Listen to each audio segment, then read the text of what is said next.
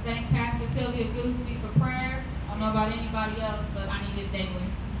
Amen. So what we're going to be doing today, we're going to be learning about David and Goliath. We are going to be listening to the book as I show it to you all. I'll be sitting in front, so if you can't see it, you're more than welcome to move closer. And then after we watch, I'll have a coloring activity to go with it, as well as we can talk about how it can relate to what y'all go through and how it can help you in your everyday life. Once we're done with that, we'll come together, we'll eat, we'll pray out, and then we'll end the session. Amen. David and Goliath. What is what? What is Indigestion. Is that what you said? Stomach issues.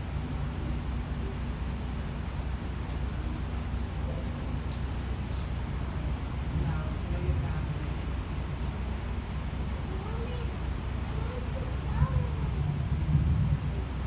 Give me just a moment here. I'm going to get this CD set up.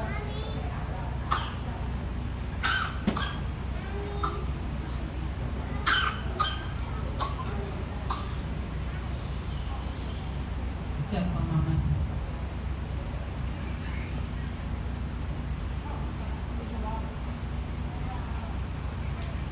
Before we even start,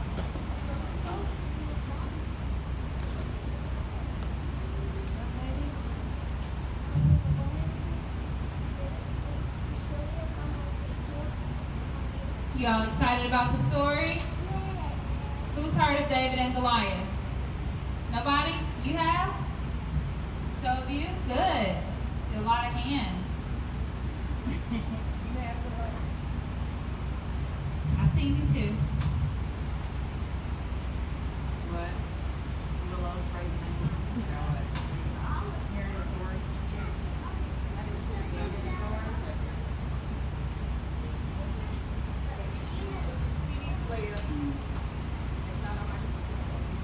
It's okay, I can just read.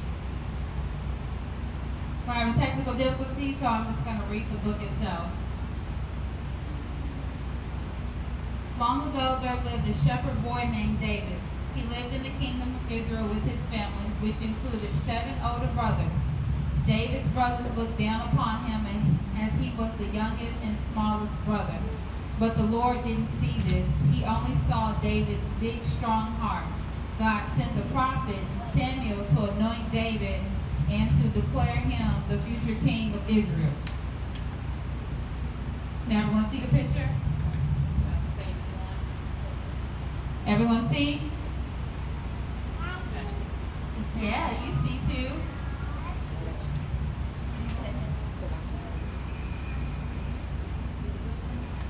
After David was anointed, he returned to his family's pastures to care for the sheep. He always worked hard to protect the flock. Occasionally, a lion or a bear tried to take one of David's sheep from the flock, but David did not allow it. With God on his side, the boy's strength was enough to overcome even lions and bears. So this was David overcoming the lion. One day, war was declared on the Israelites and their king Saul by a group called Philistines. The Philistines had a plan to take over Israel and to force the Israelites to be their servants. The Israelites had to defend themselves. So on the second page, this is the Israelites defending themselves.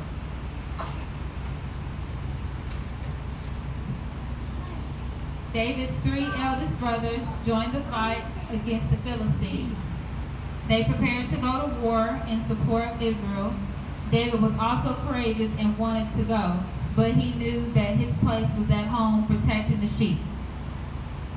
So see, as others went, he stayed behind.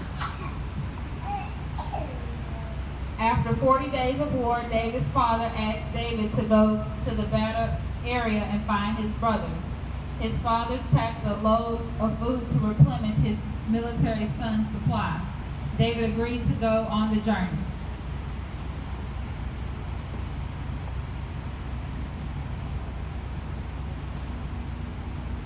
David found a keeper to watch his sheep. and he left right away to find the three brothers, just as his fathers had requested. It was a long, hot walk, but he knew that seeing his brothers again would be worth it. So this is David looking forward to going and seeing his brothers. When David found the Israelites' battle camp, he was surprised to see the number of tents and soldiers. He became aware of the great size of the battle and wished that he could help in some way.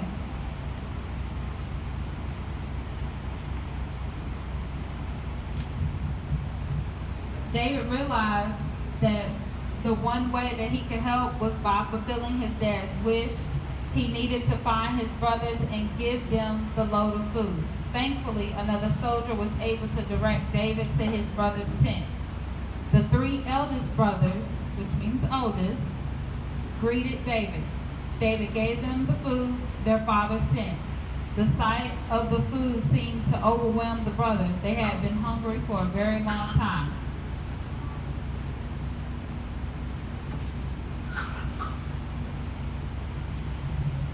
Sound of chaos outside the tent interrupted the brotherly reunion. All four brothers rushed out of the tent to see what was happening. They were surprised to find a looming shadow of a giant standing in opposition. The three oldest brothers were terrified because they knew who was creating the shadow. It was the giant Philistine Goliath. He was over 9 feet tall. The ground shook as Goliath stepped forward and shouted, "Who among us dares to fight me? We will only stop this war when I am defeated." David watched as many of the Israelite soldiers flee. So they wasn't expecting this big guy right here.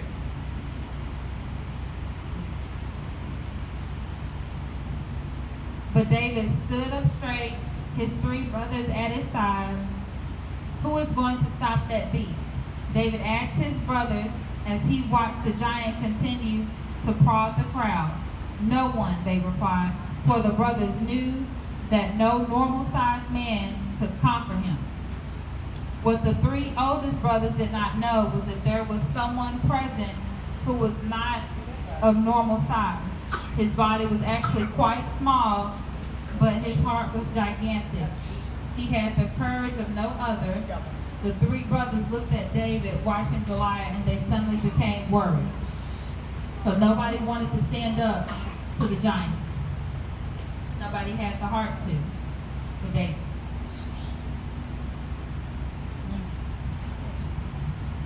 David started to step towards Goliath, but his brothers stopped him. "He will kill you," one brother pleaded. David replied, "But I have God on my side, and he gives me the courage and the wisdom to defeat his beast." He knew that he was the only one that could defeat Goliath. Soldiers overheard David talking with his brothers and went and told the king of Israel the news. King Saul could not believe what he was hearing. But could it be that there was a soul brave enough to fight Goliath? If someone could actually beat Goliath, the Israelites would be free of this war. Everyone see?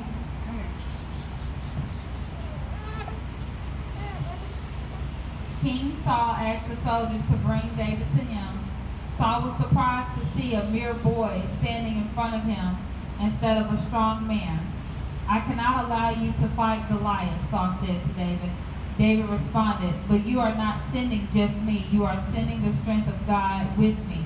He gave me the strength to defeat the lions and the bears. This Goliath is no match for the Lord."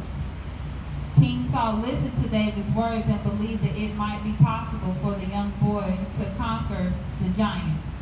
King Saul offered David's armor and a sword to defeat Goliath. "I will pray for God to be with you." So there's the king and the soldiers and David.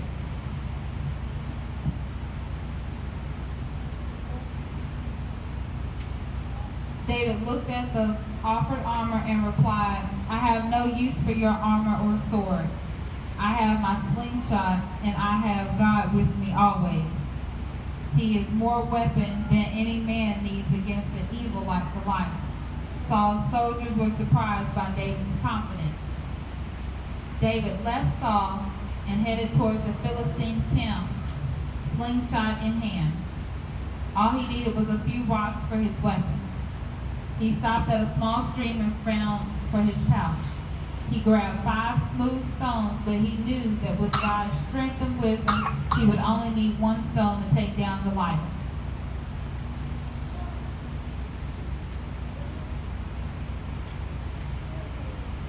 David made it to the edge of the Philistine camp and called out for Goliath. Goliath and the Philistine soldiers looked on in amusement. David yelled, "Goliath, you have challenged the Israelites with a battle of swords and spears. I have come to you with even more strength. I come to you in the name of the Lord, the God, armies of Israel." Goliath became angry at such words. He looked at David's shepherd's staff, pouch of rocks, and slingshot and yelled, "You believe that I am some dog that you can scare away with mere sticks and stones, child?" David responded with a confident stare and said, "You are forgetting my weapon of greatness, the Lord my God."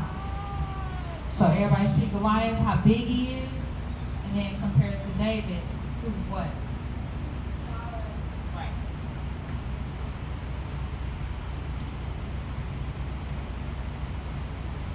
With that, Goliath's anger grew even more intense. Goliath drew his sword. David prepared his slingshot with a single stone. The soldiers from both camps watched as David and Goliath faced off. Goliath swung his sword at David, but missed. David, however, slung his stones with perfect aim. The stone shot through the air and struck Goliath in the forehead, sending the giant Philistine to his knees and to his death. The Israelite army cheered for David, who had saved them from the evil Goliath and the Philistine. So David and Goliath went to war. So who won? David won. Good.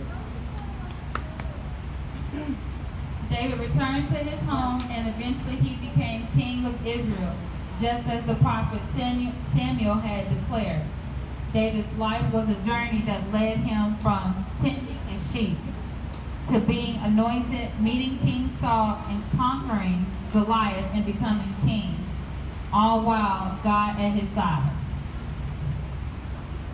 So what did y'all think?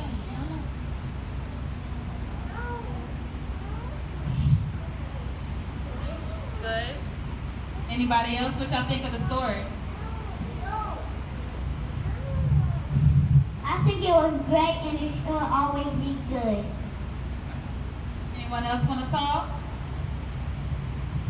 So David was small, but he believed that with who by his side, he could do it. God, he might be small, he might I'm gonna say that here so everybody can hear you.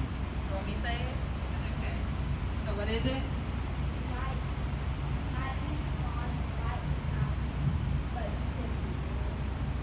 Right. So no matter your size and no matter the other person's size, never let anyone tell you that you cannot do something just because you're small. And with God by your side, anything is possible. Think of it like when you're at school or daycare, somebody's bothering you. And what if you tell the teacher and they don't believe you? That make you feel bad? Because they believe everybody else, right? Right, and then we have to kill our parents. Right. Give my mom. Right, so you tell your parents because we're going to listen. And the most importantly, even sometimes as parents, we may not hear you or we may not understand from your perspective. So who would understand if we can? How about you? No? Who would understand? God. God is always there when anyone else isn't listening. Anyone want to give any examples?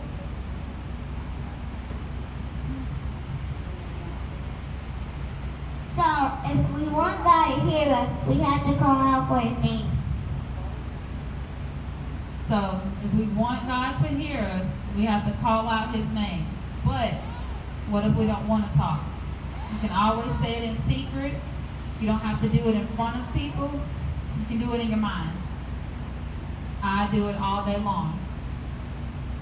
Just, when I feel nobody's listening, nobody's going to understand, or they're going to say it doesn't make sense. Then I say it up here, or I whisper it to myself, or I go in my room and I shut my door. That way nobody can bother me. Or even when you're in the bathroom, or you're at school, you're walking with friends, you can talk to God always.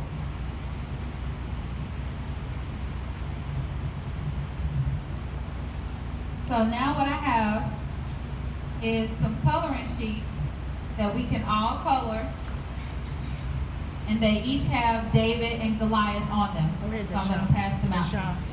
Go ahead.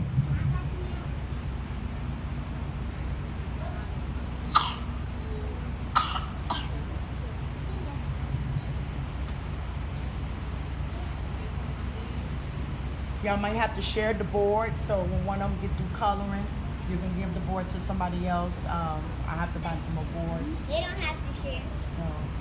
Yeah, we have to share, Deshaun. We share in this ministry, okay, baby? Never, ever, ever say not share. Deshaun, never, ever say that. Because God is about sharing, okay? God is about sharing. Ain't that right, kids? This is the last. God is about sharing.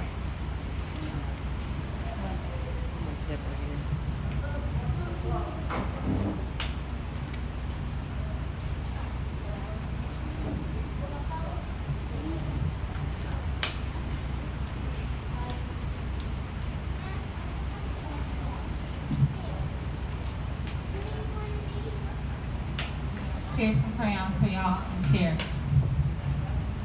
Let them get one each, Tanisha. One each. And then when they get through, they can switch.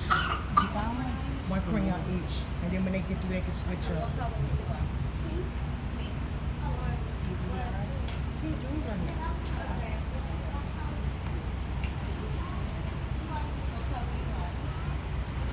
You can bring Matt Teddy. Bring a wall one. Yeah.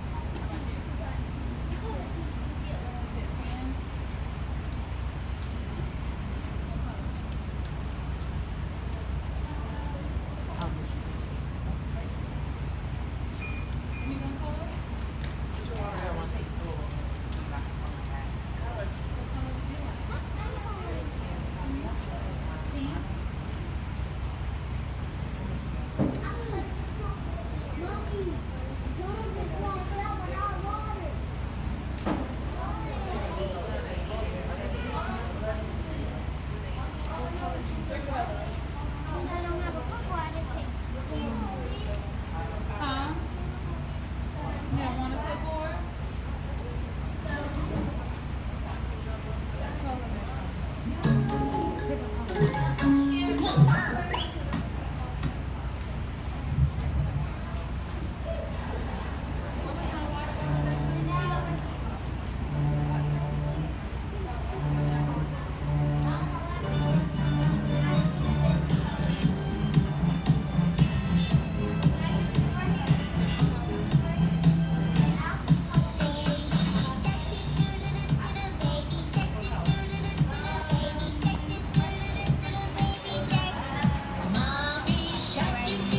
So what y'all think about the lesson? Let's say thank you to Tanisha.